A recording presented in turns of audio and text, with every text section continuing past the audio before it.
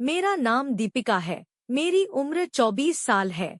आज सुबह से ही मुझे बहुत उदास लग रहा था। न जाने क्यों मुझे अपनी दीदी की याद आ रही थी।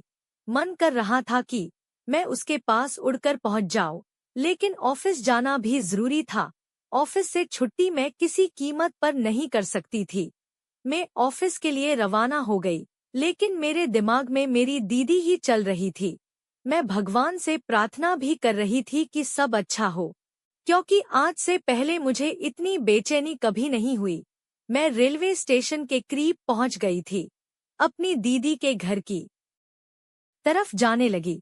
मैं उसको इस तरह नजरअंदाज नहीं कर सकती थी। अगर वह मुझे याद आ रही थी, तो इसमें कोई ना कोई दिक्कत जरूर छिपी हुई थी।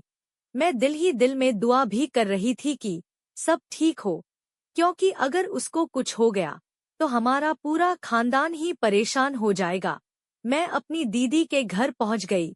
मैं अभी घंटी बजाती, उससे पहले ही उनके घर से चीख पुकार की आवाज आना शुरू हो चुकी।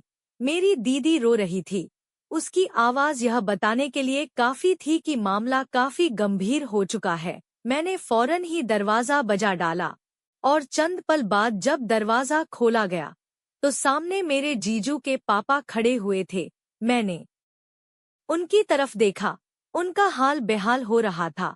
आंखें लाल हो रही थीं। चेहरे पर मौजूद उदासी यह बताने के लिए काफी थी कि मामला काफी खराब है। मैंने उनकी तरफ देखते हुए बोली, अंकल जी, सब ठीक है। बहन रो क्यों रही हैं?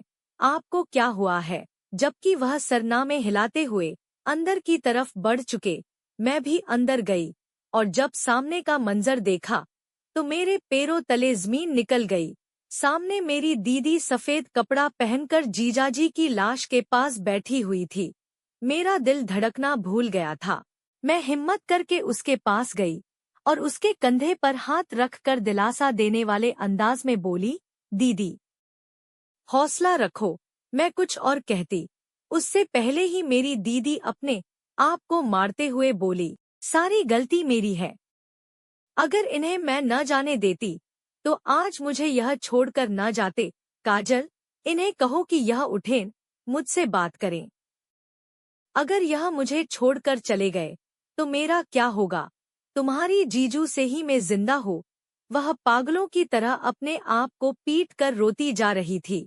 जीजू के मम्मी पापा, उनकी बहनें, सबकी आंखें नम थी।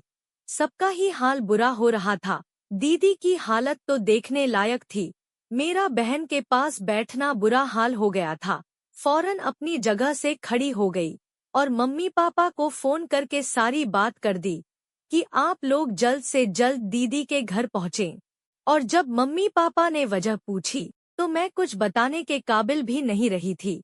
ऐसा लगता था जैसे मेरी जुबान मेरा साथ ही न दे रही हो, लेकिन बताना जरूरी था क्योंकि मम्मी के अलावा दीदी को और कोई नहीं संभाल सकता था। मैंने मम्मी पापा को फौरन खबर करके मोबाइल बंद कर दिया और दीदी को देखने लगी। उनको संभालना मेरे बस से बाहर था।